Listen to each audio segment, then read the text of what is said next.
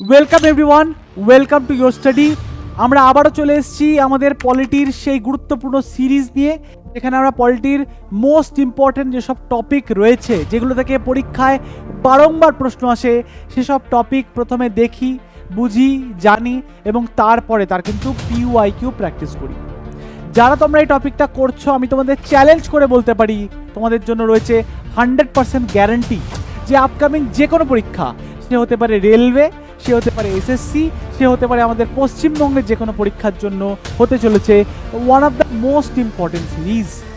এবং আমি তোমাদের গ্যারান্টি দিয়ে বলতে পারি, যেখান দিয়ে কোয়েশ্চেন যেগুলো করাচ্ছি বা যেগুলো পড়াচ্ছি, সেখান দিয়ে তোমরা আপকামিং যে কোনো এক্সামে হিউজ পরিমাণে একটা কোয়েশ্চেন কমন পেতে চলেছো। তো চলো ক্লাস শুরু করে দিই। তার আগে আমি বিদেশ রয় তোমাদের প্রত্যেককে স্বাগত জানাই তোমাদের প্রিয় চ্যানেল ইয়োর স্টাডিতে। তো আজ আমাদের যে গুরুত্বপূর্ণ টপিক হবে সেটা হবে হচ্ছে গভর্নর, মানে রাজ্যপাল, প্রধানমন্ত্রী মানে আমাদের পিএম এর কথা বলছি, সিএম মানে মুখ্যমন্ত্রী, এবং পার্লামেন্ট। এই সমস্ত গুরুত্বপূর্ণ চ্যাপ্টার আজ বা টপিক বলতে পারো আজ আমরা কভার করব। তো চলো মন দিয়ে ক্লাসটা করো। শেষে তোমাদের জন্য রয়েছে বেশ কিছু গুরুত্বপূর্ণ পিওয়াইকিউ। যদি ক্লাসটা সম্পূর্ণ করো তাহলে কিন্তু তোমরা নিজেরাই ইজিলি দেখবে আর প্রশ্ন ওড়াবে। চলো, 2027-এর জন্য লঞ্চ হয়ে গেছে আমাদের এসএসসি জিডি 2027 ব্যাচ।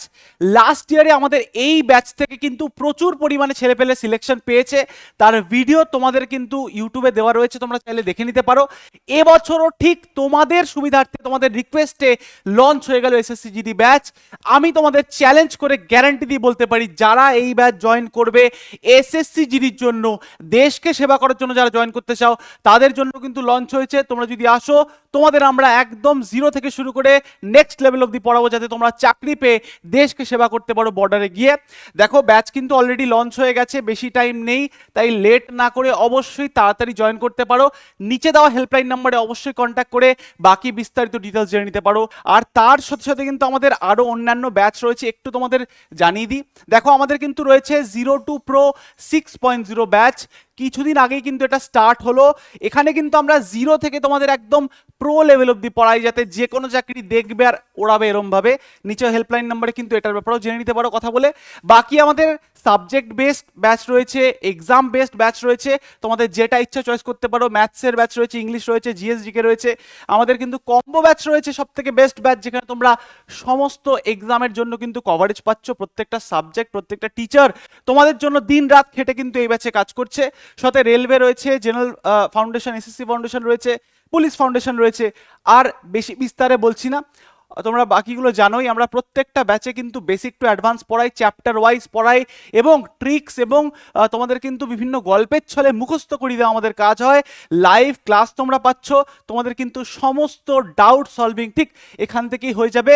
দেখো আর বেশি লেট না করে তোমরা অবশ্যই এই যে নাম্বারটা 8961997944, এই নাম্বারটায় কন্ট্যাক্ট করে কিন্তু বাকি বিস্তারিত ডিটেলস জেনে নিতে পারো।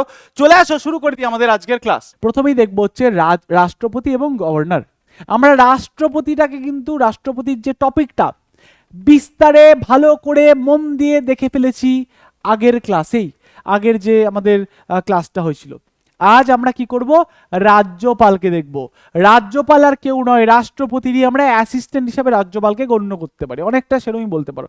অ্যাসিস্ট্যান্ট বলতে পারো, বা রাষ্ট্রপতিরই কিন্তু মানে বলতে পারো এজেন্ট। মানে এজেন্ট মানে কি, দেখো ব্যাপারটা কেমন। এই যে রাষ্ট্রপতি দেশের একদম মাথা, দেশের প্রধান, প্রথম নাগরিক বলা হয় রাষ্ট্রপতিকে। যাও আগের ক্লাসটা দেখে নেবে, গুরুত্বপূর্ণভাবে কিন্তু সমস্ত জিনিস কভার করে রেখেছি। তো রাষ্ট্রপতি হচ্ছে নেতা, একদম লিডার। তার নিচে তাদের যে অ্যাসিস্ট্যান্ট বলতে পারো, তারই সাঙ্গপাঙ্গ, তারই কিন্তু পাঠানো লোক কারা জানো? প্রত্যেক রাজ্যে রাজ্যে রাষ্ট্রপতি তার নেটওয়ার্ক ছড়িয়ে রেখে দিয়েছে। রাষ্ট্রপতির নেটওয়ার্কে যারা এজেন্ট বসে রয়েছে তাদেরকে বলা হয় গভর্নর। প্রত্যেক রাজ্যের ইনফরমেশন রাষ্ট্রপতির কাছে পাঠানোর জন্য বসে রয়েছে রাজ্যপাল প্রত্যেকটা রাজ্যে। কিছুই নয়, সাংবিধানিকভাবে যদি বলি, দেশের নামমাত্র প্রধান হচ্ছেন রাষ্ট্রপতি, রাজ্যের নামমাত্র প্রধান হচ্ছেন রাজ্যপাল। কি বললাম? দেশের নামমাত্র প্রধান হচ্ছেন রাষ্ট্রপতি, রাজ্যের নামমাত্র প্রধান হচ্ছেন রাজ্যপাল। ঠিক আছে? দেশের মধ্যে মুখ্য প্রধানকে প্রধানমন্ত্রী, রাজ্যের মুখ্য প্রধান হচ্ছেন মুখ্যমন্ত্রী। বোধগম্য হলো? মাথায় ঢুকলো? চলো এবার আমরা দেখবো হচ্ছে, দেখো রাষ্ট্রপতিটা পড়ে ফেলেছি, কিন্তু রাষ্ট্রপতি যেহেতু বড় ভাইয়ের মতন রোল পালন করে, তাই রাষ্ট্রপতি আর রাজ্যপালকে পাশাপাশি আরেকবার দেখে নেব। তাহলে রাষ্ট্রপতির আর্টিকেল 52 থেকে 78-এর মধ্যে কিন্তু রয়েছে, রাজ্যপালের আর্টিকেল রয়েছে 153 থেকে 168-তে। রাষ্ট্রপতির উল্লেখ আমাদের 25টা পার্টের মধ্যে পার্ট 5-এ রয়েছে। কত নম্বর পার্ট? পার্ট 5-এ। কত নম্বর পার্ট? পার্ট 5-এ রয়েছে। রাজ্যপালের উল্লেখ রয়েছে আমাদের সংবিধানের পার্ট 6-এ। পার্ট 6-এ রয়েছে রাজ্যপালের উল্লেখ। এবার রাষ্ট্রপতিকে কিভাবে নিয়োগ করা হয় আমরা পড়েছি। রাষ্ট্রপতিকে ইলেকটোরাল কলেজের মাধ্যমে নিয়োগ করা হয়, মানে একটা গোষ্ঠী তৈরি হয়, একটা গ্রুপ অফ পিপল তৈরি হয়, যার মাধ্যমে কিন্তু রাষ্ট্রপতিকে নিয়োগ করা হয়। রাজ্যপালের ক্ষেত্রে কি হয়?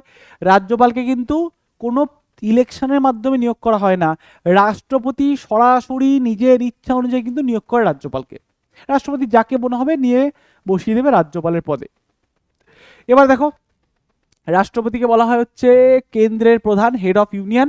রাজ্যপালকে বলা হবে রাজ্যের প্রধান, নামমাত্র প্রধান। এই কথাটা ভেরি ইম্পর্টেন্ট। প্রধান মানছি, কিন্তু নামমাত্র। তার কারণ একজন কিন্তু আসল প্রধান বসে রয়েছেন। নেক্সট, মেয়াদ হচ্ছে রাষ্ট্রপতির 5 বছর, রাজ্যপালেরও কিন্তু 5 বছরেরই, কিন্তু এখানে রাষ্ট্রপতির ইচ্ছা অনুযায়ী হলে, মানে রাষ্ট্রপতি যদি মনে হয় যে না এনাকে সরিয়ে দেব, রাষ্ট্রপতি কিন্তু সরাতে পারে, রাজ্যপালকে ধরে সরিয়ে দিতে পারে। বাকি 5 বছরেরই কিন্তু মেয়াদ হয়।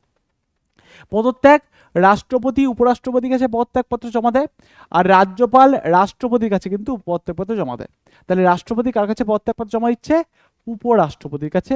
আর আমাদের রাজ্যপালের যদি মনে হয় সে তার পদ ত্যাগ করবে, রিজাইন করবে, সেক্ষেত্রে সে কিন্তু উপরাষ্ট্রপতির কাছে পদত্যাগপত্র জমা দেয়। আইন প্রণয়ন ক্ষমতা, রাষ্ট্রপতি পার্লামেন্টকে ডাকে, পার্লামেন্ট ভাঙতে পারে, এগুলো কিন্তু রাষ্ট্রপতির ক্ষমতা রয়েছে, কারণ সে কিন্তু রাষ্ট্র বা দেশের দিক দিয়ে সে কিন্তু প্রধান। সেমভাবে আমাদের রাজ্যপাল কিন্তু লোকসভা ভাঙতে পারে, লোকসভা আহ্বান করতে পারে, মানে লোকসভা বসতে মানে ইনভিটেশন দিতে পারে, এগুলো রাজ্যপাল করে থাকে। রাষ্ট্রপতির কাছে কিন্তু জরুরি আইন বা অর্ডিন্যান্স জারি করার ক্ষমতা রয়েছে 123 নম্বর আর্টিকেলের মাধ্যমে। রাজ্যপালের কাছেও সেম ক্ষমতা রয়েছে 213 নম্বর আর্টিকেলের মাধ্যমে। রাষ্ট্রপতি কিন্তু ডেথ সেন্টেন্সও মানে আটকাতে পারে, অর্থাৎ ক্ষমা করতে পারে, পার্ডন করতে পারে, তার মধ্যে মৃত্যুদণ্ডও ক্ষমা করতে পারে। আর্টিকেল 72 সেই পাওয়ারটা দিচ্ছে। রাজ্যপাল কিন্তু পারে, তবে মৃত্যুদণ্ড কিন্তু রোধ করতে পারে না। মৃত্যুদণ্ড রোধ করার ক্ষমতা একমাত্র রয়েছে আমাদের রাজ্যপালের। 161 নম্বর আর্টিকেলের মাধ্যমে কিন্তু এই ক্ষমা করার ক্ষমতাটা আমাদের রাজ্যপালের কাছে রয়েছে। মানে ব্যাপারটা দেখতে পাচ্ছ, রাষ্ট্রপতিরই মিনি ভার্সন সব রাজ্যে কিন্তু বসিয়ে রেখেছে। রাষ্ট্রপতির থেকে অনেক কম ক্ষমতা, কিন্তু রাষ্ট্রপতির সমান টাইপেরই ক্ষমতা কিন্তু রয়েছে। তাই বললাম রাষ্ট্রপতির রেপ্লিকা ভার্সন হচ্ছে রাজ্যপালেরা, যারা প্রত্যেক রাজ্যে কিন্তু রাষ্ট্রপতির মানে মানুষ হয়ে কাজ করছে, রাষ্ট্রপতির লোক হয়ে। রাষ্ট্রপতির কাছে এমার্জেন্সি পাওয়ার রয়েছে, আমরা জানি 352, 356, 360, যার মাধ্যমে সে কিন্তু 3 ধরনের জরুরি অবস্থা জারি করতে পারে। জাতীয় জরুরি অবস্থা, রাষ্ট্রপতি শাসন, আর হচ্ছে আর্থিক জরুরি অবস্থা। রাজ্যপালের ক্ষেত্রে কিন্তু এরকম কোনো ক্ষমতা নেই। রাজ্যপাল শুধুমাত্র 356 মাধ্যমে রাষ্ট্রপতিকে বলতে পারে যে রাষ্ট্রপতি স্যার, পশ্চিমবঙ্গের হালটা বেহাল, স্যার প্লিজ একটু দেখুন। যদিও বর্তমানে রাষ্ট্রপতি স্যার নেই, ম্যাডাম রয়েছেন, দ্রৌপদী মুর্মু ম্যাডাম রয়েছেন, বলতেই পারে যে ম্যাডাম দেখুন একবার, খুব খারাপ অবস্থা রাজ্যের, এরকম কিন্তু বলতেই পারে। এই যে বিষয়টা, এটা আমাদের রাষ্ট্রপতি রাজ্যপাল কিন্তু করতে পারে। নমিনাল হেড মানে নামমাত্র প্রধান কেন্দ্রের, আর রাজ্যপাল হচ্ছে রাজ্যের নামমাত্র প্রধান। আসল প্রধান হচ্ছে প্রধানমন্ত্রী এবং তার মন্ত্রী পরিষদ। রাজ্যের ক্ষেত্রেও কিন্তু আসন প্রধান হচ্ছে তার মুখ্যমন্ত্রী এবং তার মন্ত্রী পরিষদ। এবার সরানোর পদ্ধতি, ইমপিচমেন্ট পদ্ধতি খুব কঠিন। 61 নম্বর আর্টিকেলের মাধ্যমে রাষ্ট্রপতিকে সরানো যেতে পারে, যে পদ্ধতিটা কিন্তু বেশ জটিল এবং কঠিন। রাজ্যপালের ক্ষেত্রে কিন্তু এরকম কোনো কঠিন বিষয়বস্তু নেই। রাজ্যপাল কিন্তু মানে রাষ্ট্রপতির ইচ্ছা অনুযায়ী কিন্তু রাজ্যপালকে সরানো যেতে পারে। রাষ্ট্রপতির ইচ্ছা হলে কিন্তু রাজ্যপালকে এক রাজ্য থেকে অন্য রাজ্যে ট্রান্সফার করে দিতে পারে বা সরিয়ে দিতে পারে। নেক্সট দেখো, নেক্সট হচ্ছে শপথ। রাষ্ট্রপতি কার কাছে শপথ বাক্য পাঠ করে? না, প্রধান বিচারপতির কাছে কিন্তু শপথ বাক্য পাঠ করে থাকে। রাজ্যপাল কার কাছে শপথ বাক্য পাঠ করে? উচ্চ আদালতের প্রধান বিচারপতি বা নিযুক্ত বিচারপতির কাছে কিন্তু শপথ বাক্য পাঠ করে। মানে দেখো একই, কিচ্ছু না, সোজা জল ভাত। দেখে একটু মনে হচ্ছে কঠিন কারণ প্রথমবার পড়ছো তো, কিন্তু দেখো একটু কি পরিমাণ সিমিলারিটি। রাষ্ট্রপতি পদে আসলো, শপথ বাক্য পাঠ করবেন, কার কাছে করবেন না চিফ জাস্টিস অফ ইন্ডিয়ার কাছে করবেন। সেম রাজ্যপাল নিযুক্ত হয়ে আসবেন, শপথ তো পড়তেই হবে রে বাবা, তাই না? তো রাজ্যপালও কিন্তু শপথ বাক্য পাঠ করবেন, কিন্তু কার কাছে? রাজ্যের যিনি প্রধান বিচারপতি। এই যে উচ্চ আদালত মানে হচ্ছে হাইকোর্টের যিনি প্রধান বিচারপতি তার কাছে, বা সে যদি মনে করে যে অন্য কোনো ব্যক্তির কাছে করবে সেটাও কিন্তু করতে পারে। নেক্সট দেখো, নেক্সট হচ্ছে নমিনেশন। এবার আমরা জানি যে রাষ্ট্রপতির কাছে ক্ষমতা রয়েছে, রাষ্ট্রপতি চাইলে 12 জন মেম্বারকে কিন্তু রাজ্যসভায় মনোনীত করতে পারেন, নাম মানে নমিনেট করে আনতে পারেন তার ইচ্ছা অনুযায়ী। সে কিন্তু বিভিন্ন ফিল্ড থেকে, সে হতে পারে শিল্প, কলা, খেলাধুলো হতে পারে বিজ্ঞান, হতে পারে লিটারেচার, যে কোনো ফিল্ড থেকে কিন্তু মানে 12 জন ব্যক্তিকে এনে রাজ্যসভায় বসাতে পারে। ঠিক আছে, সেম কিন্তু ক্ষমতা আমাদের গভর্নরের কাছেও রয়েছে, গভর্নর কিন্তু করতে পারে। কিন্তু আগে যে অ্যাংলো ইন্ডিয়ানের বিষয়টা ছিল সেটা কিন্তু এখন রাষ্ট্রপতির কাছেও ক্ষমতা নেই যে দুজনকে অ্যাংলো ইন্ডিয়ান সম্প্রদায় থেকে এনে নমিনেট করে বসাতে পারবে, সেটা রাষ্ট্রপতির কাছেও নেই, রাজ্যপালের কাছেও নেই। কিন্তু এই যে 12 জন মেম্বারকে আনতে পারে আমাদের রাষ্ট্রপতি, সেটা কিন্তু রয়েছে। ঠিক আছে, নেক্সট দেখো, অ্যাক্টিং প্রেসিডেন্ট। আমরা জানি যে রাষ্ট্রপতি না থাকলে উপরাষ্ট্রপতি অ্যাক্টিং প্রেসিডেন্টের দায়িত্ব পালন করে। রাজ্যপালের ক্ষেত্রে কিন্তু তা হয় না, রাজ্যপালের কোনো অ্যাসিস্ট্যান্ট কিন্তু নেই, বা রাজ্যপালের অনুপস্থিতিতে যে আর একটা মানে ভাইস রাজ্যপাল সামথিং থাকবে এরকম কিন্তু কিছু নেই। একজন রাজ্যপাল যদি কোনো কারণে অনুপস্থিত থাকে, ধরে নিচ্ছি আমাদের পশ্চিমবঙ্গের রাজ্যপাল কোনো কারণে তার পদে নেই, সেই পদটা খালি, তখন ইজিলি পাশের যে কোনো রাজ্য, ধরে নাও উড়িষ্যা বলো, আসাম বলো, বিহার বলো, ঝাড়খণ্ড বলো, আশেপাশের রাজ্যের কোনো রাজ্যপাল কিন্তু পশ্চিমবঙ্গের রাজ্যপালের দায়িত্ব পালন করতে পারে। মানে এক রাজ্যপাল এক নয় একাধিক রাজ্যের রাজ্যপালের দায়িত্ব কিন্তু পালন করতে পারে। তাহলে এখানে কিন্তু কোনো রকম ভাইস প্রেসিডেন্টের মতন পদ নেই। ঠিক আছে, চলো তাহলে আমাদের দেশের মধ্যে নামমাত্র প্রধানরা হয়ে গেল। এবার দেখবো আসলি বস কে, দিদি এবং মোদি। ওই যে দিদি এবং মোদির গল্পটা দেখবো। তো দিদি এবং মোদি আসলি বস দুজনকে পাশাপাশি রেখেছি। আর দুজনকে পাশাপাশি রাখলে তো বুঝেছো কেমন হবে, মানে সেম পোল যদি আনা হয়, অপোজিট পোল অ্যাট্রাক্টস, এরা হচ্ছে সেম পোল, কাছাকাছি রাখলে কিন্তু বিস্ফোরণ হবে। অনেকটা সেরম, দেখো না, সোডিয়াম জলে দেওয়া হলে যেমন বিস্ফোরণ হয়, তেমনি প্রধানমন্ত্রী মুখ্যমন্ত্রীকে পাশাপাশি রাখলে বিস্ফোরণ হবে। পড়ে নিই চলো। তাহলে প্রধানমন্ত্রী হচ্ছে কেন্দ্র সরকারের প্রধান, আমরা প্রত্যেকে জানি, আর বলার কিছু নেই। আসল বস হচ্ছে এরা। আমাদের রাষ্ট্রপতি রাজ্যপাল হচ্ছে নামমাত্র বস, কিন্তু এরা হচ্ছে আসল বস। দেশকে কিন্তু এরাই চালায়, রাজ্যকে এরাই চালায়। দেশের মেন চাবিকাঠি রয়েছে প্রধানমন্ত্রীর কাছে, মুখ্যমন্ত্রীর কাছে রাজ্য চালানোর কিন্তু চাবিকাঠি রয়েছে। ঠিক আছে, সাংবিধানিক উল্লেখ মানে সংবিধানে উল্লেখ রয়েছে প্রধানমন্ত্রীর ব্যাপারে 54 এবং 74 এবং 75 নম্বর আর্টিকেলে। মুখ্যমন্ত্রী উল্লেখ রয়েছে 163 এবং 164 নম্বর আর্টিকেলে। প্রধানমন্ত্রীকে নিয়োগ করে রাষ্ট্রপতি, মুখ্যমন্ত্রীকে নিয়োগ করে রাজ্যপাল। নিয়োগের ভিত্তি হচ্ছে, কীভাবে ভিত্তি হয়, মানে কোন ভিত্তিতে প্রধানমন্ত্রীকে নিয়োগ করা হয়?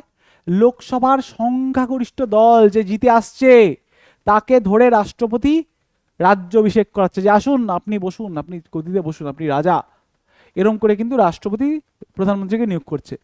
সেম ভাবেই দেখো না, মুখ্যমন্ত্রীকেও কিন্তু বিধানসভার সংখ্যাগরিষ্ঠ দল, বিধানসভা ভোট হচ্ছে, তার মধ্যে যে সংখ্যাগরিষ্ঠ দল হচ্ছে তারা কিন্তু আমাদের এই মুখ্যমন্ত্রীকে ঠিক করে, রাজ্যপালের মাধ্যমে ঠিক করা হয়। ঠিক আছে, তাহলে বাস্তব নির্বাহী ক্ষমতা রয়েছে কেন্দ্রের রিয়েল এক্সিকিউটিভ এই আমাদের প্রধানমন্ত্রীর কাছে, এবং মুখ্যমন্ত্রীর কাছে কিন্তু রাজ্যের আসল কার্যনির্বাহী ক্ষমতা রয়েছে। ঠিক আছে, পদত্যাগপত্র যদি প্রধানমন্ত্রী জমা দেওয়ার হয় সে কিন্তু রাষ্ট্রপতির কাছে জমা দেবেন, এবং মুখ্যমন্ত্রী যদি পদত্যাগ করার হয় সে কিন্তু রাজ্যপালের কাছে পদত্যাগপত্র জমা দেবেন। মন্ত্রী পরিষদ, দেখো মন্ত্রীদের নির্বাচন করে রাষ্ট্রপতি অনুমোদনের নিয়োগে, অর্থাৎ রাষ্ট্রপতি কি করে না, আমাদের মন্ত্রীদের কিন্তু নিয়োগ করেন, কিন্তু পরামর্শটা কার থাকে পেছন থেকে? প্রধানমন্ত্রীর থাকে। এখানেও সেম, রাজ্যপাল কিন্তু মন্ত্রীদেরকে নিয়োগ করেন, রাজ্যের মন্ত্রী রাজ্যমন্ত্রীদের, কিন্তু তার পিছনে মেইন চাবিকাঠিটা কে নাড়ায় বলো দেখি? দিদি নাড়ান। তো এটা কিন্তু সব রাজ্যেই হয়, এটা কিন্তু নিয়ম, ঠিক আছে।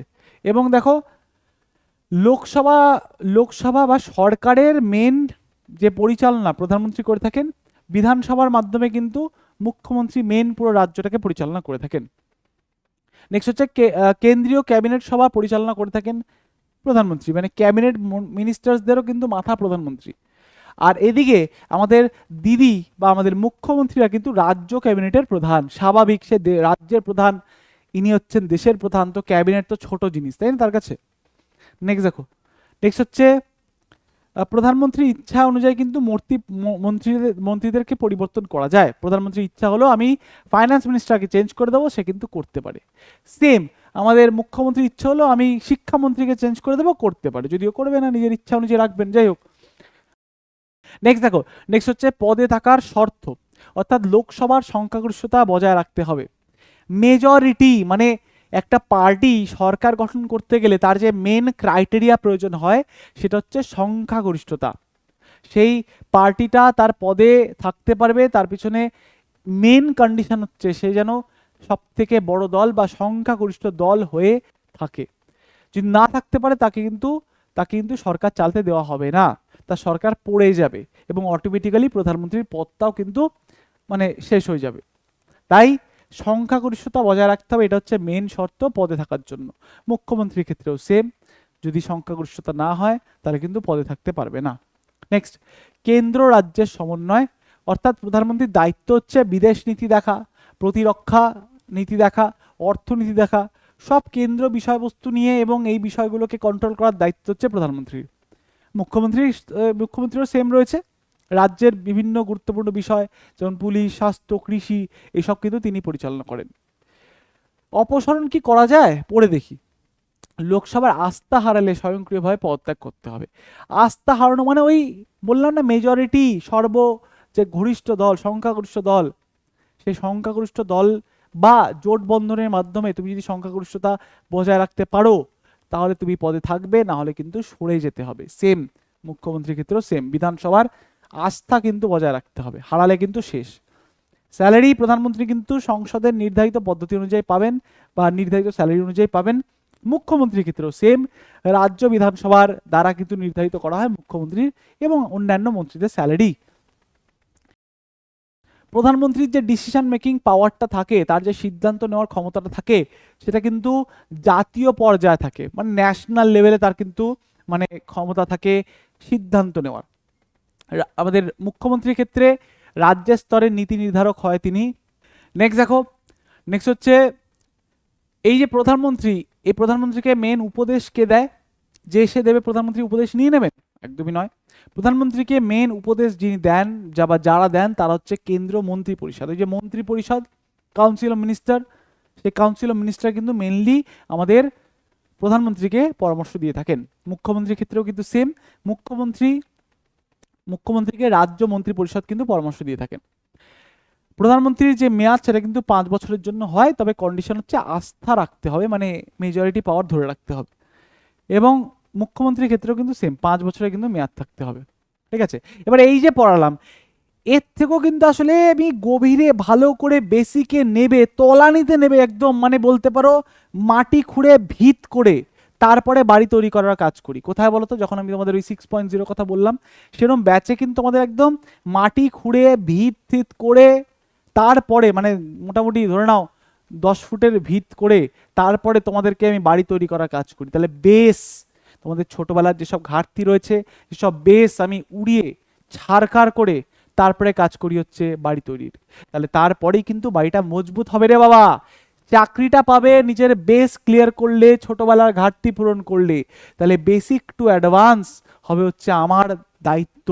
কোর্সের মধ্যে যে সুযোগ সুবিধাগুলো পাচ্ছ তার মধ্যে সব থেকে বড়।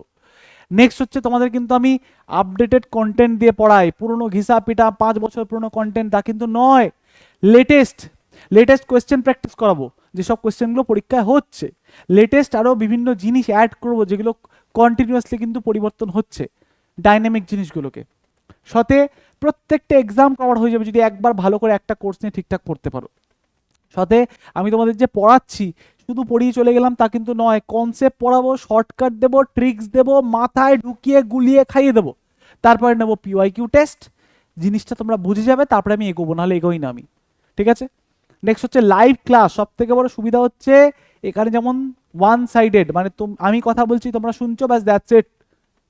ওখানে গল্পটা কেমন হবে, ওখানে কিন্তু আমি তোমাদের ক্লাস দেব, তোমরা আমার ক্লাস দেখবে লাইভে, তুমি বলতে পারবে যে হ্যাঁ স্যার এটা বুঝতে পারছি না, অমুকটার মানে বুঝতে পারছি না, অমুক সমুক, কিন্তু তোমরা কোয়েশ্চেন করতে পারবে। এই যে কোয়েশ্চেন করতে পারছো, এটার মাধ্যমে কিন্তু তোমাদের সমস্ত ডাউটও ক্লিয়ার হবে। আরও বিভিন্ন সুযোগ সুবিধা রয়েছে, যেমন mock test, practice set, PDF. বাকি আমি আর বলছি না, বিভিন্ন বিস্তারিত তথ্য আরও যদি জানতে হয় অবশ্যই এই 8961997944 নাম্বারে কিন্তু কন্ট্যাক্ট করে জেনে নিতে পারো। কোর্স শুরু হয়ে গেছে, সময় নেই, বছর শুরু, যুক্ত হয়ে যাও, নাহলে কিন্তু তুমি লস করবে, ঠিক আছে? চলো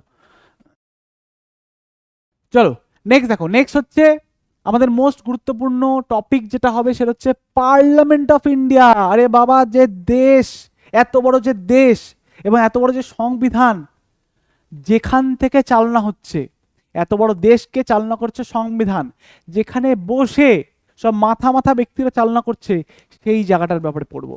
এই যে গোল বাড়িটা দেখতে পাচ্ছ, এখন যদিও গোল নেই, এখন ত্রিকোণ বাড়ি হয়ে গেছে, এই বাড়িগুলোতে বসে, এই বিল্ডিংগুলোতে বসে কিন্তু পুরো দেশটাকে চালনা হচ্ছে, অর্থাৎ পার্লামেন্ট। তো আমরা দেখবো, আমরা এক ঝলক দেখবো, আমরা দেখবো যে কিভাবে দেশটা চালনা হয়। চলে আসো দেখে নি। চলো প্রথমেই দেখবো যে আমাদের এই যে পার্লামেন্ট গঠন করার যে ক্ষমতাটা, সেটা আমাদের সংবিধানে কত নম্বর আর্টিকেলে বা কোথায় কি দেওয়া রয়েছে, বুঝো না ব্যাপারটা। প্রথমেই দেখে নাও যে আমাদের দেশটা চালনা হবে পার্লামেন্টের মাধ্যমে, সংসদের মাধ্যমে। এই জিনিসটা কিন্তু আমাদের সংবিধানে উল্লেখ করা রয়েছে। তিনটে আর্টিকেল মাথায় রাখতে হবে, ঠিক আছে? তিনটে আর্টিকেল মাথায় রাখতে হবে। আর্টিকেল 79, যার মধ্যে বলা রয়েছে একটা পার্লামেন্ট থাকবে, যার মধ্যে বলা রয়েছে একটা পার্লামেন্ট থাকবে। কি বলা হয়েছে? বলা হয়েছে একটা সাংসদ থাকবে, একটা সংসদ থাকবে। সংসদ ভবন বলা হয়, সাংসদ হচ্ছে যারা সংসদ ভবনে বসে। তাহলে একটা পার্লামেন্ট থাকবে, একটা সংসদ ভবন থাকবে। সেটার মধ্যে কি থাকবে না, দুটো কক্ষ থাকবে। Article 79, article 80, article 81। তাহলে আর্টিকেল 80তে বলা হচ্ছে তার মধ্যে দুটো কক্ষ থাকবে। প্রথম যে কক্ষটা হবে তার নাম হচ্ছে রাজ্যসভা হবে, দ্বিতীয় যে কক্ষটা হবে তার নাম হচ্ছে লোকসভা হবে। কি বুঝলাম? কি বুঝলাম? যে সংবিধান কোথায় উল্লেখ করে রেখেছে, কোথায় পাওয়ারটা দিয়ে রেখেছে আমাদের দেশের মধ্যে যে পার্লামেন্ট তৈরি হবে তার পাওয়ারটা। এই পাওয়ারটা দেওয়া রয়েছে আর্টিকেল 80তে। আর্টিকেল 79-এ প্রথমে বলা রয়েছে পার্লামেন্ট গঠনতন্ত্র। আর্টিকেল 80-তে একটা কক্ষ, ফার্স্ট হাউস, যেটা হবে হচ্ছে রাজ্যসভা, ঠিক আছে? আর আর্টিকেল 81-এর সেকেন্ড হাউস, যেটা হবে হচ্ছে লোকসভা, জনগণের সভা, ঠিক আছে? তাহলে ভারতীয় সংসদ গঠিত হচ্ছে তিনটে জিনিস নিয়ে, পরীক্ষায় প্রশ্ন করে, বারংবার জিজ্ঞেস করে। তাহলে আমাদের ভারতীয় যে পার্লামেন্ট সেটা তৈরি হয় তিনটে জিনিস নিয়ে, রাষ্ট্রপতি, লোকসভা, রাজ্যসভা।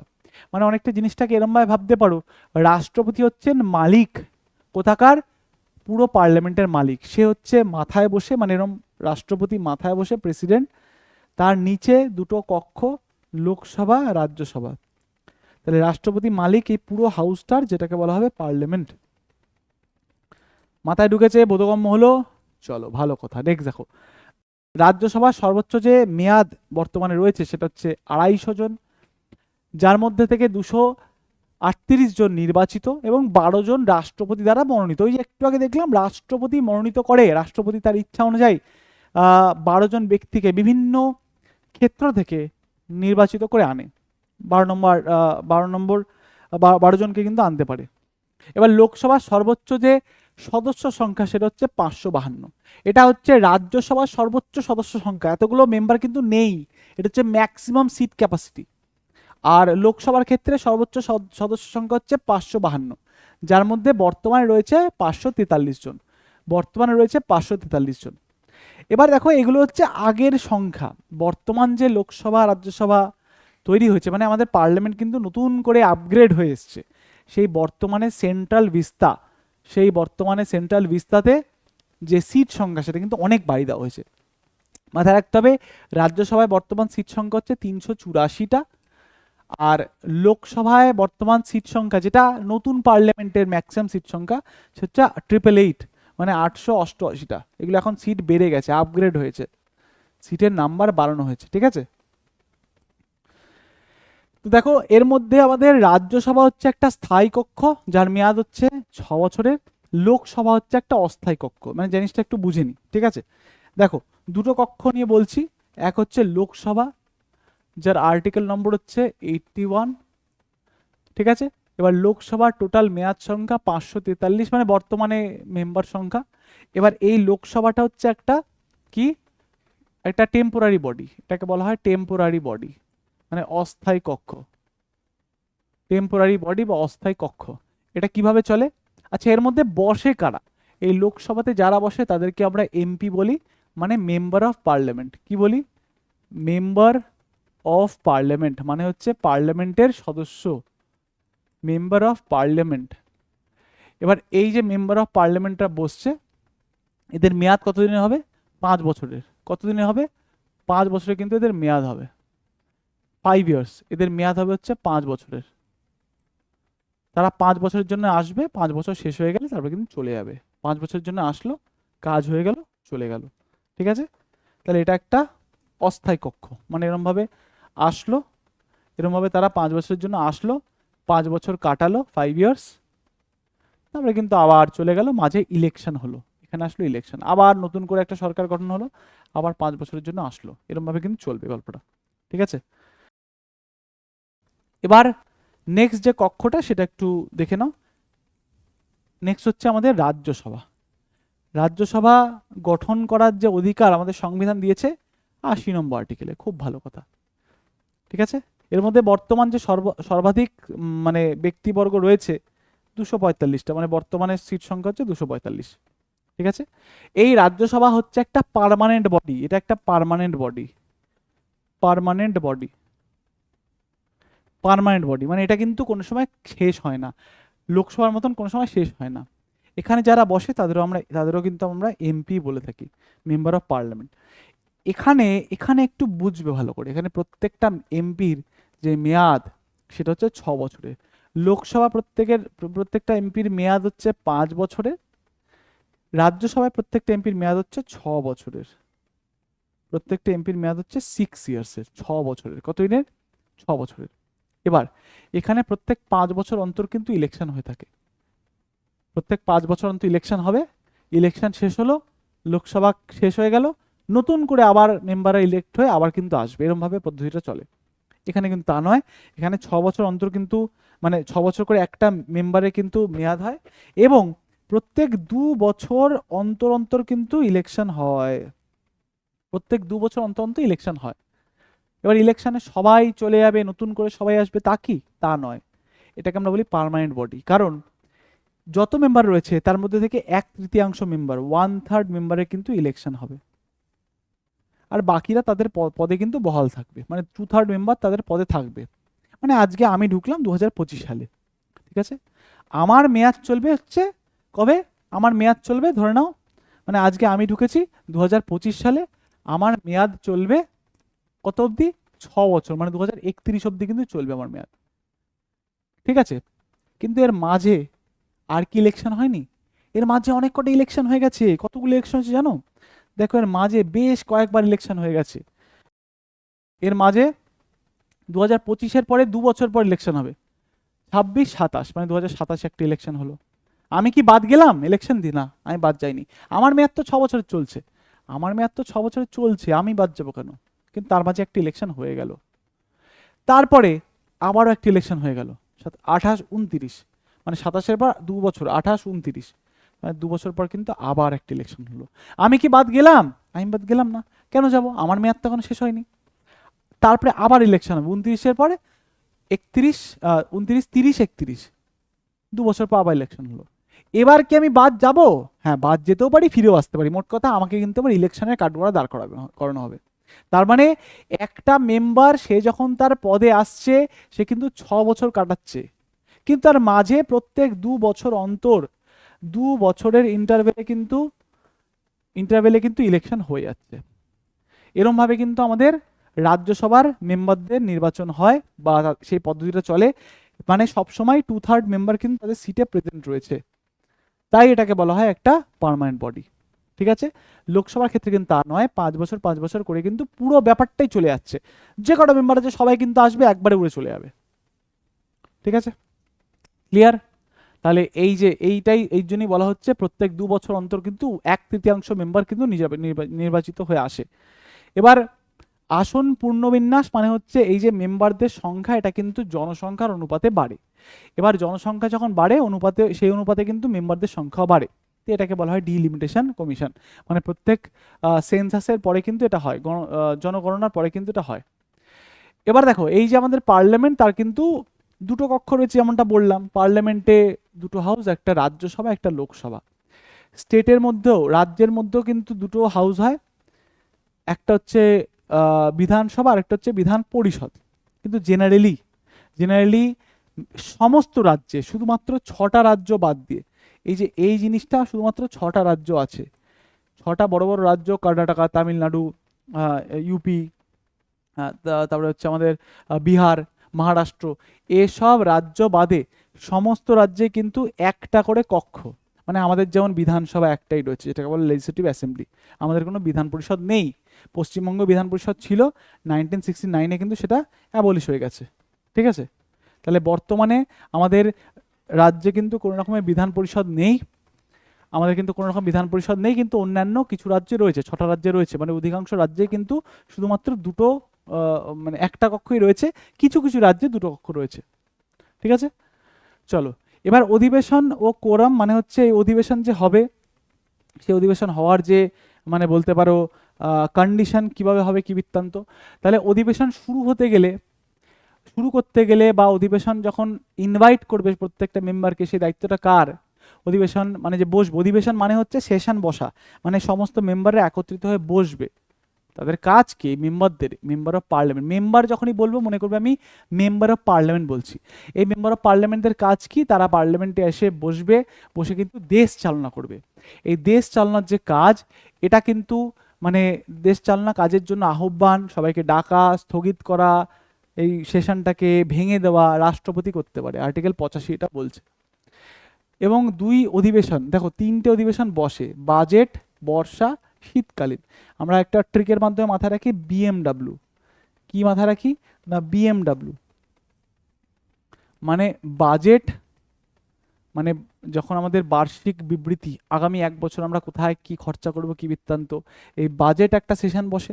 তারপরে হচ্ছে মনসুন মানে বর্ষাকালে একটা সেশন বসে, তারপরে উইন্টার মানে শীতকালে একটা সেশন বসে। এই সবকটার মাঝে 6 মাসের বেশি গ্যাপ হবে না, 6 মান্থসের বেশি কিন্তু গ্যাপ হবে না, এটা আমাদের সংবিধান বলে রেখেছে। তোমরা যখন খুশি নাও, কিন্তু 6 মাস করে, 6 মাসের বেশি কিন্তু গ্যাপ হবে না, হওয়া চাই না। ঠিক আছে, এটা কিন্তু বলে রেখেছে। ঠিক আছে, এবং দেখো একটা সেশন স্টার্ট হতে গেলে, একটা বৈঠক বসতে গেলে মিনিমাম 10% অ্যাটেন্ডেন্স প্রয়োজন।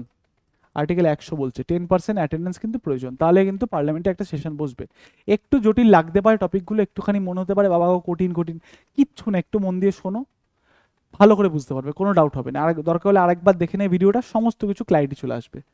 যোগ্যতা দেখো, আমাদের লোকসভার সদস্য হতে গেলে 25 বছর বয়স লাগে, রাজ্যসভার সদস্য হতে গেলে 30 বছর বয়স লাগে, এবং একটি সদস্য কিন্তু উভয় কক্ষের মানে সদস্য হতে পারে না, একটি মানুষ দুটো কক্ষের সদস্য একসাথে হতে পারে না।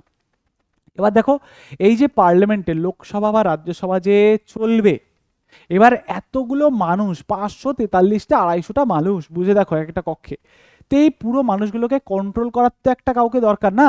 সবাই তো ওখানে বড় বড় হিরো, সবাই নেতা, রাজ্যের মানে নেতা বলতে সবাই এমপি, সবাই কিন্তু গেছে মানুষের বিপুল ভোট নিয়ে, তাই তাদের মধ্যে রেলাই আলাদা, এ ওকে যা তা বলছে, ওকে গালাগালি দিচ্ছে, ওকে কিছু বলে দিচ্ছে, এই জিনিসগুলো কিন্তু চলতেই থাকে। তাহলে এই যে পুরো সদনটাকে কন্ট্রোল করার জন্য একটা ব্যক্তি দরকার, তাই আমাদের সংবিধান লোকসভায় এরকম একটা ব্যক্তি দিয়ে রেখেছে, তিনি হচ্ছেন স্পিকার। লোকসভায় দিয়ে রেখেছেন স্পিকার, আর রাজ্যসভায় দিয়ে রেখেছে একজন চেয়ারম্যান। ঠিক আছে, তা লোকসভা স্পিকারের স্পিকার যে দরকার সেটার অধিকার দিয়েছে আর্টিকেল 93। আর রাজ্যসভার চেয়ারম্যান হবেন হচ্ছেন ভাইস প্রেসিডেন্ট, রাজ্যের উপরাষ্ট্রপতি, এবং সেই উপরাষ্ট্রপতি যে হবে সেটার অধিকার দিয়ে রেখেছে আমাদের আর্টিকেল 64। 64 নম্বর আর্টিকেল বলছে যে না, রাজ্যসভা একজন চেয়ারম্যান হবেন যার কাজ হবে পুরো রাজ্যসভাটাকে কন্ট্রোল করা, এবং তার আর্টিকেল হবে হচ্ছে 64। ঠিক আছে, তার লোকসভার নির্বাচন করে স্পিকার ও ডেপুটি স্পিকার, আর্টিকেল 93 মাধ্যমে বলা রয়েছে, এবং উপরাষ্ট্রপতি হলেন রাজ্যসভার চেয়ারম্যান, 64 নম্বর আর্টিকেল বলছে। রাজ্যসভা নির্বাচন করে থাকে ডেপুটি চেয়ারম্যান। এবং দেখো, দুটো কক্ষ যখন চলছে, এবার দুটো কক্ষের মধ্যে অনেক সময় না মতের অমিল দেখা দেয়। যখন দুটো কক্ষ লোকসভা রাজ্যসভার মধ্যে কোনো মতের অমিল দেখা দিচ্ছে, তখন যৌথ অধিবেশন বসছে, যেটাকে বলা হয় জয়েন্ট সিটিং, যার সভাপতিত্ব করছে লোকসভা স্পিকার। নেক্সট দেখো, এবার দেখো বিভিন্ন রকমের আইন টাইন তৈরি হয়, তোমরা শুনেছো এই অমুক আইন আসলো, তমুক কিন্তু বিল পাস হলো, আইন বিল এই বিষয়গুলো কিন্তু হয়। দেশের মধ্যে আইন প্রণয়ন হচ্ছে, প্রকল্প লঞ্চ হচ্ছে, অনেক কিছু কিন্তু হয়। তাহলে আইন প্রণয়ন হয়, যার মধ্যে দেখো সাধারণ বিল, অনেক রকম বিল রয়েছে, ঠিক আছে, অর্ডিনারি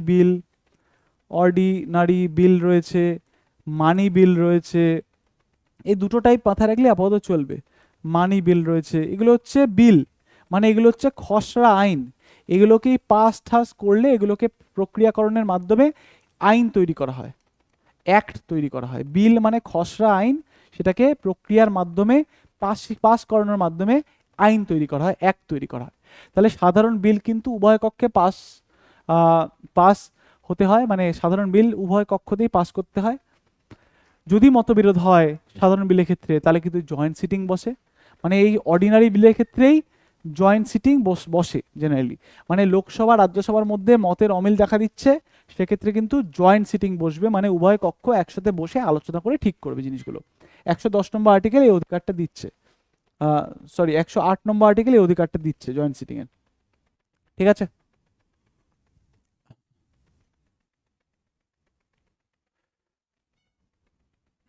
নেক্সট দেখো, মতবিরোধ হলে জয়েন্ট সিটিং হয় 108 নম্বর আর্টিকেলে। মানি বিল, এবার দেখো এই যে এটা তো অর্ডিনারি বিল, সাধারণ বিল, এবার টাকা পয়সা রিলেটেড যদি কোনো বিল হয় সেটাকে বলা হয় মানি বিল। তো মানি বিল কিন্তু শুধুমাত্র লোকসভাতেই তোলা যায়, এবং একটা বিল মানি বিল না সাধারণ বিল সেটা কিন্তু সিদ্ধান্ত নেয় হচ্ছে লোকসভা স্পিকার। ঠিক আছে, তাহলে মানি বিল নির্ধারণ করেন কে? লোকসভা স্পিকার। এবং মানি বিল কিন্তু যে কোনো কক্ষে তোলা যায় না, মানি বিলকে তুলতে গেলে শুধুমাত্র লোকসভাতেই তুলতে হবে। তাহলে অর্ডিনারি বিল কিন্তু লোকসভাতেও তোলা যায়, রাজ্যসভাতেও তোলা যায়, অর্ডিনারি মানি বিল কিন্তু শুধুমাত্র লোকসভাতেই তোলা যায়, তারপরে রাজ্যসভায় যায়। আমি জানি অনেকের মাথার উপর দিয়ে যাচ্ছে একদম, মানে মানে মনে হচ্ছে যে তার কিচ্ছু বুঝতে পারছি না। দেখো, এই জিনিসগুলো বিরাট বিস্তারের জিনিস, গভীরের জিনিস। এই পার্লামেন্ট চ্যাপ্টার ইটসেলফ আমি 8টা মতন ক্লাস নিই, 8টা ক্লাসে করাই পুরো পার্লামেন্ট চ্যাপ্টারটা, 2টো ক্লাসে কিন্তু এমসিকিউ করাই। তাহলে বুঝে দেখো, 8টা ক্লাসের কন্টেন্ট তোমাদের দিচ্ছি আমি 20 মিনিটে, মানে বাকি টপিকটা করলাম অন্য প্রধানমন্ত্রী, আমাদের মুখ্যমন্ত্রী, রাজ্যপাল এসব করলাম।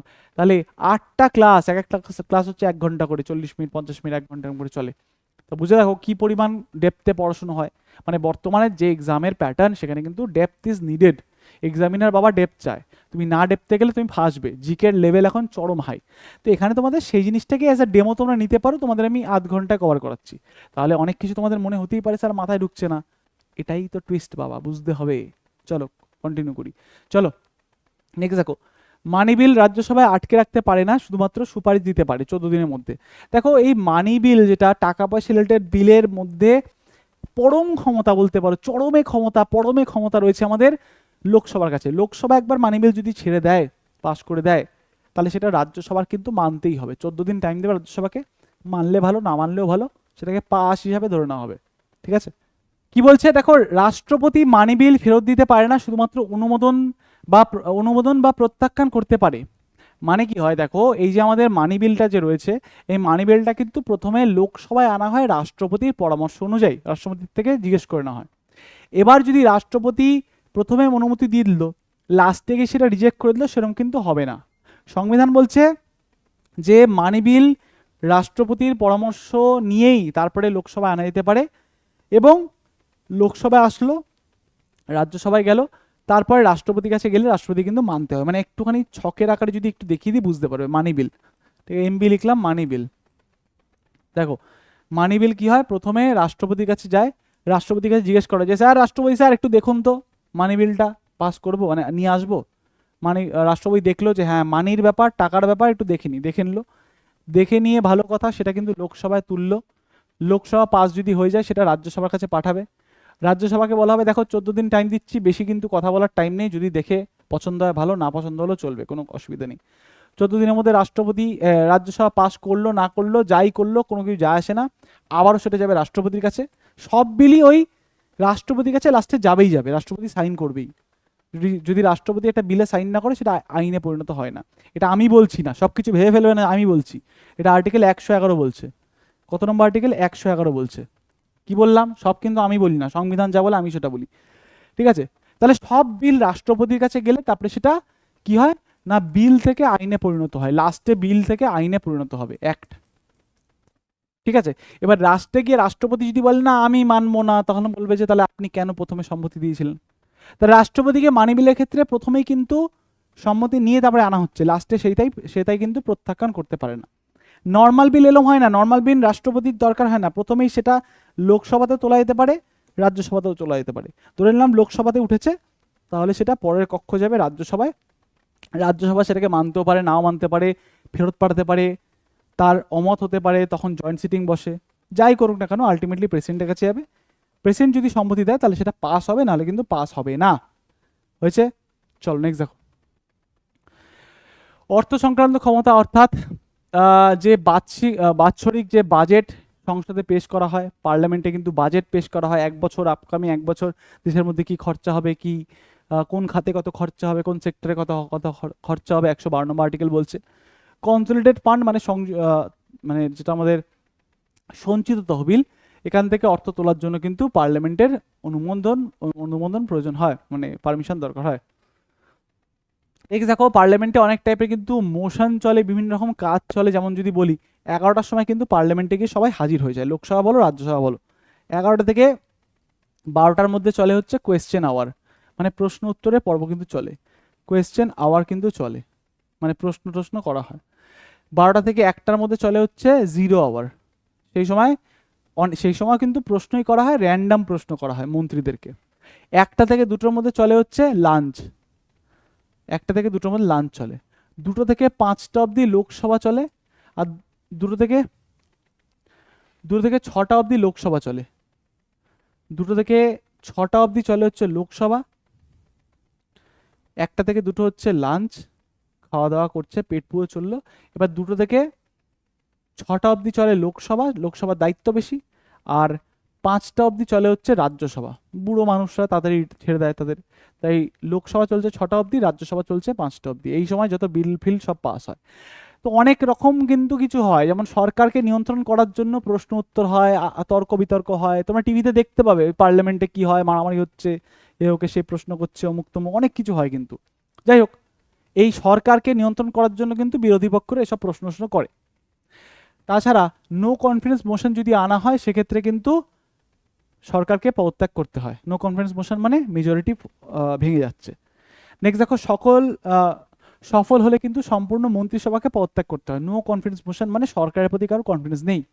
273টা কিন্তু সিট লাগে, বহুমত নাম্বারটা কিন্তু অ্যাচিভ করে রাখতে হয়। একটা সিটও কমে গেলে নো কনফিডেন্স মোশন জারি হতে পারে, এবং সেখানে কিন্তু সরকারকে পদত্যাগ করতে হবে। ঠিক আছে? আর এই নো কনফিডেন্স মোশনটা কিন্তু শুধুমাত্র লোকসভাতে আনা যেতে পারে, রাজ্যসভাতে কিন্তু আনা যেতে পারে না। নেক্সট দেখো, এই যে আমাদের এমপিরা রয়েছে, এরা তো দেশের মানুষ নয় রে বাবা, দেশের মধ্যে এত নাগরিক রয়েছে, সবাই ভোট টোট দিয়ে এমপিদের পাঠাচ্ছে, তাদের জন্য বিশেষ কিন্তু অধিকারের ব্যবস্থা করে রেখেছে আমাদের পার্লামেন্ট। কেমন অধিকার? তো দেখো, সদস্যদের বাক স্বাধীনতা কিন্তু রয়েছে, মানে আমাদের বাক স্বাধীনতা যেমন রয়েছে আর্টিকেল 19-এ, এমপিদের বাক স্বাধীনতা কিন্তু আরো একটু মানে প্রো লেভেলের। কেমনভাবে? দেখো, পার্লামেন্টে বলা কোনো কথা সেটা কিন্তু আদালতে সেটা নিয়ে কোনো রকমের কিছু কৈফিয়ত দিতে হবে না। এমপিরা কোনো কাজের সূত্রে, কোনো দরকারের সূত্রে পার্লামেন্টে কোনো কথা রেখেছে, সেটা কিন্তু তোমাকে কৈফিয়ত দিতে হবে না আদালতে। ঠিক আছে? আদালতের কাছে কৈফিয়ত দিতে হবে না, বাক স্বাধীনতা দেওয়া রয়েছে। এবং দেখো, সংসদের বেতন ও ভাতা কিন্তু মানে সাংসদদের বেতন ও ভাতা সংসদেই ঠিক হয়, মানে পার্লামেন্টেই কিন্তু ঠিক হয় কত টাকা স্যালারি হবে, বাড়বে, কবে বাড়বে, কি বৃত্তান্ত। ঠিক আছে? এবার দেখো সংসদের কার্যপ্রণালী। সংসদ নিজের নিয়ম নিজেই প্রণয়ন করে, নিজের যা দরকার, মানে আপনার লাইফ আপনার রুল, এরকম টাইপের ব্যাপার। হ্যাঁ, পার্লামেন্ট নিজের নিয়ম নিজেই তৈরি করে। ঠিক আছে? ভাষা যেসব চলে, হিন্দি ইংরাজি ভাষা চলে। সুপ্রিম কোর্ট ও হাইকোর্টের বিচারকদের আচরণ সংসদে আলোচনা করা নিষিদ্ধ। মানে আমাদের জুডিশিয়ারির একটা কিন্তু স্বাধীনতার ব্যাপার রয়েছে, জুডিশিয়ারিকে স্বাধীনভাবে কাজ করতে না দিলে কিন্তু দেশের মধ্যে ডেমোক্রেসির কাঠামো নড়ে যাবে। তাই যে জাজরা রয়েছে তাদের যে ব্যাপারে তাদের আলোচনা সেটা কিন্তু পার্লামেন্টে নিষিদ্ধ। 121 নম্বর আর্টিকেল বলছে, মানে দুজন দুইয়ের মধ্যে একটা সামঞ্জস্য মেনটেন করছে। দেখো, এমপিদের বলা কোনো কথা কোর্টে আলোচনা করা যাবে না, কোর্টকে কৈফিয়ত দিতে হবে না। আবার কোর্টের জাজদের কোনো বিষয় সেটা কিন্তু পার্লামেন্টে আলোচনা বা সেটা নিয়ে সলা পরামর্শ করা যাবে না, এটা বলছে সংবিধান। সংবিধান সব দিকে মাথায় রেখেছে, ঠিক আছে। নেক্সট হচ্ছে স্পিকার ক্ষমতা রাখেন বহিষ্কার করার, মানে যদি কোনো মেম্বারকে সাসপেন্ড করতে হয়, মানে তাকে ভাগাতে হয়, সেটা কিন্তু ক্ষমতা রয়েছে স্পিকারের। স্পিকারের বিশাল পাওয়ার। এবার যেমনটা বলছিলাম, বিভিন্ন টাইপের কিন্তু গুরুত্বপূর্ণ পদ্ধতি রয়েছে, বিভিন্ন সময় রয়েছে। যেমন দেখো 0 আওয়ার, বললাম না 11টা থেকে 12টা, সেই 11টা থেকে 12টা কি হয়, আমাদের সরকারকে কিন্তু প্রশ্ন করে বিরোধীরা যে দেখো দেশের মধ্যে ওটা কেন হয়েছে, দেশের মধ্যে জিএসটি কত টাকা কালেকশন হচ্ছে, দেশের মধ্যে কত টাকা শিক্ষার ক্ষেত্রে খরচা হলো, সমস্ত খোঁজখবর নেয় কিন্তু বিরোধী দল নেতারা। 0 আওয়ারও কিন্তু সেই একই কোয়েশ্চেন আওয়ারের মতনই, এখানে কিন্তু আরও ডেঞ্জার লেভেলে কোয়েশ্চেন করা হয়। মানে সেখানে কিন্তু র্যান্ডামলি যা কোয়েশ্চেন ইচ্ছা তাই কোয়েশ্চেন করতে পারে, কারণ কোয়েশ্চেন আওয়ার যে প্রশ্নগুলো সেগুলো আগে থেকেই পার্লামেন্টের এমপিরা কিন্তু জেনে যায় যে এই প্রশ্নের উত্তর আমাকে দিতে হবে, বিরোধী দলনেতারা এইসব জিজ্ঞেস করেছে। আর মানে এটা হচ্ছে টুকে মানে প্রশ্ন হাতে পেয়ে পরীক্ষার মতন। আর 0 আওয়ার হচ্ছে একদম সারপ্রাইজ টেস্ট, র্যান্ডাম কোয়েশ্চেন, মুখে মুখে কোয়েশ্চেন করবে বিরোধী দলনেতারা, আর ভয়ও মারামারি ঝগড়া দেখবে, হেভি মজা হয় পার্লামেন্টে। যাই হোক, আমি যাইনি, আমি টিভিতে দেখেছি, আমি তো হইনি এমপি। তোমরা আবার ভাববে স্যার আপনি কি তাহলে গেছেন, আপনি কি ছিলেন ওই জায়গায়, আপনাকে দেখে মনে হচ্ছে এরম, এরম কিছু নয়। যাই হোক, নেক্সট দেখো বিভিন্ন টাইপের মোশন রয়েছে, যেমন adjournment motion, calling attention motion, motion of thanks. গভীরে গিয়ে দরকার নেই আমাদের, মনে করো যে বিভিন্ন টাইপের মোশন রয়েছে যেগুলো জারি করা হয় বিভিন্ন দরকারে। কোনো একটা গুরুত্বপূর্ণ বিষয় দরকার সবার নোটিসে না, অ্যাডজর্নমেন্ট মোশন জারি করো, কলিং অ্যাটেনশন মোশন জারি করো। রাষ্ট্রপতি প্রথম ভাষণ দেবেন, সেখানে মোশন অফ থ্যাঙ্কস জারি করো। অনেক টাইপের কিন্তু রয়েছে বিষয়বস্তু। আরও কিছু যদি গুরুত্বপূর্ণ তথ্য দিই, যেমন দেখো রাজ্যসভা কখনো ভাঙা যায় না, বুঝে গেছো।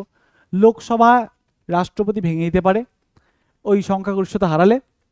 নেক্সট, সংবিধান সংশোধন করার ক্ষমতা রয়েছে 368-র মাধ্যমে পার্ট 20 ক্ষমতাটা দিচ্ছে, ঠিক আছে। ভারতের সর্বোচ্চ আইন প্রণয়নকারী সংস্থা হচ্ছে পার্লামেন্ট, এবং ভারতের যে সংসদ রয়েছে এটা কিন্তু ব্রিটিশ মডেল অনুযায়ী অনুপ্রাণিত, ঠিক আছে। চলো, তাহলে আমাদের পার্লামেন্ট শেষ হলো, আমাদের প্রধানমন্ত্রী শেষ হলো, আমাদের মুখ্যমন্ত্রী শেষ হলো, এবং আমাদের কিন্তু রাজ্যপালও শেষ হলো। চলে আসো কোয়েশ্চেন উত্তর পর্বতে। যারা পড়লে দেখবে ঝড়ের বেগে ওড়াবে, আমি জানি, আর যে করনি তার তো কপালে দুঃখ আছে বাবা, তোমার দ্বারা চাকরি হবে না। চলো চলে আসো, কমেন্ট বক্সে উত্তর দাও। প্রথম প্রশ্ন, WBCS মেন্স ছিল 2022-এ, রাজ্যপালের যে পদপ্রার্থী হবে তার ন্যূনতম বয়স কত? প্রশ্নের উত্তর দেবো না, এখানে আমার উত্তর দেওয়ার কাজ না। একটু আগে দেখালাম, পড়ালাম, জাস্ট তোমাদেরকে আমি জিনিসগুলোকে সচেতন করার জন্য, যে দেখে নাও, কান খোলকে শুনলো, ছেলে খেলা করতে পড়াচ্ছি না আমি। এই যে হোমওয়ার্ক, উত্তর দাও, না দেখে উত্তর দেবে। চলো নেক্সট হচ্ছে সিজিএল এসছে, শুধু সিজিএল নয়, এইগুলো মনে করবে এগুলো নয়, এগুলো কিচ্ছু নয়, লক্ষবার জিজ্ঞেস করে সব প্রশ্ন, লক্ষবার জিজ্ঞেস করে, রিপিটেড প্রশ্ন আবার জিজ্ঞেস করবে। তো দেখো, পার্ডেনিং পাওয়ার অর্থাৎ রাষ্ট্রপতি, রাজ্যপালের, এটা রাজ্যপাল বলেছে, রাষ্ট্রপতি নয়, রাজ্যপালের ক্ষমা করার ক্ষমতা কোথায়? প্রেসিডেন্টের ক্ষমা করার ক্ষমতা আর্টিকেল 72, যেখানে মৃত্যুদণ্ডও দেওয়া যায়। রাজ্যপালের ক্ষমা করার ক্ষমতা 161, যার মধ্যে মৃত্যুদণ্ড হয় না, 161। নেক্সট, এটা বলো উত্তর দিয়ে দাও। অর্ডিন্যান্সের কথা বলেছে, আইনসভার অধিবেশন বন্ধ থাকাকালীন রাজ্যপাল অধ্যাদেশ জারি করতে পারে, রাজ্যপাল অধ্যাদেশ জারি করতে পারে, রাষ্ট্রপতি অধ্যাদেশ জারি করতে পারে 123 নম্বর আর্টিকেলের মাধ্যমে, রাজ্যপাল অধ্যাদেশ জারি করতে পারে 213 নম্বর আর্টিকেলের মাধ্যমে, ঠিক আছে। 213, এই যে 213। নেক্সট দেখো, নেক্সট একটা সুন্দর প্রশ্ন করেছে, বলেছে একটুখানি বড় প্রশ্নটা, বলছে যে বিবৃতিগুলির মধ্যে কোনটি সঠিক?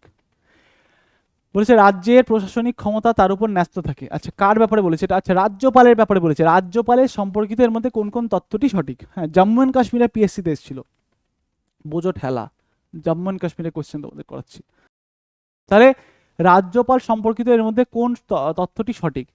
রাজ্যের প্রশাসনিক ক্ষমতা তার উপর ন্যস্ত থাকে, ঠিক কি না? অবশ্যই ঠিক, প্রশাসনিক ক্ষমতা তার উপর থাকে ন্যস্ত, অবশ্যই ঠিক হবে। নামমাত্র প্রধান তো সে, ইয়ার কি হচ্ছে নাকি? আরে রাজ্যপাল নামমাত্র প্রধান বলে কথা। তার বয়স হতে হবে অবশ্যই 35 বছর, একদম ঠিক। 1 আর 2 যেখানে টিক মারবো সেখানে, 1 আর 2 যেখানে টিক মারবো সেখানে। এখানে 1 আর 2 নেই, বাদ দাও। আচ্ছা, উপরে সবকটি হতে পারে, এই দুটোর মধ্যে হতে পারে, তার মানে আমরা আরেকটু দেখতে হবে। রাষ্ট্রপতির খুশি মতো তিনি কার্যকালে উপস্থিত থাকেন। উপস্থিত থাকেন মানে রাষ্ট্রপতির ইচ্ছা অনুযায়ী সে তার পদে বসতে পারেন, এটাও ঠিক। নেক্সট হচ্ছে তার অপসারণের নিয়মাবলী সংবিধানে উল্লেখ নেই, একদম ঠিক। রাজ্যপালকে কি কারণে সরানো যেতে পারে এসব কিন্তু কিছু উল্লেখ করা নেই, রাষ্ট্রপতির ইচ্ছা হয়েছে সরিয়ে দিয়েছে। তার মানে বুঝতে পারছি মোটামুটি সবকটাই ঠিক, উপরের সবকটি হবে সঠিক উত্তর। নেক্সট দেখো, কোনো বিল মানি বিল কিনা সেটা নির্ধারণ করেন কে? চলো, আপনা পয়সা মানি মানি, তাই তো? তোমাদের পয়সা, আমার কথা বলিনি। তো এটা কে নির্ধারণ করেন? হোমওয়ার্কে উত্তর দাও, আমি এটা উত্তর দেব না, সব বলে দিলে হবে না, নিজেরা উত্তর দেবে। নেক্সট দেখো, সংসদের যুগ্ম অধিবেশন কোন উচ্ছেদে উল্লেখ রয়েছে? যুগ্ম অধিবেশন মানে ওই জয়েন্ট সিটিং, মাথায় রাখবে। জয়েন্ট সিটিং একটু আগে বলেছি, তাও বলে দিই। জয়েন্ট সিটিং কিসের জন্য বসে? অর্ডিনারি বিলের ক্ষেত্রেই বসে, অর্ডিনারি বিলের ক্ষেত্রেই কিন্তু বসে। কত নম্বর আর্টিকেলে রয়েছে? 108 নম্বর আর্টিকেল রয়েছে। আমরা নিয়েছি এটা অস্ট্রেলিয়ার সংবিধান থেকে, অস্ট্রেলিয়ার সংবিধান থেকে, ঠিক আছে? কোথায় উল্লেখ রয়েছে তাহলে? 108 নম্বর আর্টিকেলে, ঠিক আছে? নেক্সট দেখো, সংসদের কোন কক্ষকে নিম্ন কক্ষ বলা হয়? জানো তোমরা প্রত্যেকে, লোয়ার হাউস, যেটাকে বলা হয় হচ্ছে লোকসভা, ঠিক আছে? আর আপার হাউস, উচ্চ কক্ষ, যেটা হচ্ছে আমাদের Rajya Sabha. Easy, easy as water, জলের মতন সোজা। সঠিক উত্তর লোকসভা, ঠিক আছে? তাহলে বেশ কিছু কোয়েশ্চেন আমরা আলোচনা করলাম, বেশ কটা গুরুত্বপূর্ণ টপিক আজকে আমরা কিন্তু ছাড়কার করে দিলাম। লাস্টে ছিল বেশ কিছু প্রশ্ন, যারা পড়েছো তারা কিন্তু অনেক লাভ করেছো। তাহলে স্যারের একটা কথা আছে, আমাদের প্রসেনজিৎ স্যারের, জলের দরে ফলের রস না নিলে তোমার লস। তাহলে জলের দরে ফলের রস না নিলে তোমার লস। কোর্স চলছে, সময় হয়ে গেছে, নতুন বছর, যদি মনে করো নেবে নিয়ে নাও, না হলে আর কিছু করার নেই। যারা মনে করছো নেবে তারা এই নাম্বারে কথা বলে নিতে পারো। বিস্তারিত জানার জন্য অ্যাপটা ডাউনলোড করে নিও। দেখা হচ্ছে পরের ক্লাসে, সবাই নিজেদের মূল্যবান মন্তব্য কমেন্ট বক্সে দিয়ে যাবে। তাহলে দেখা হবে আবারও একটা নতুন টপিক নিয়ে, ততক্ষণ টাটা, বাই বাই অ্যান্ড জয় হিন্দ।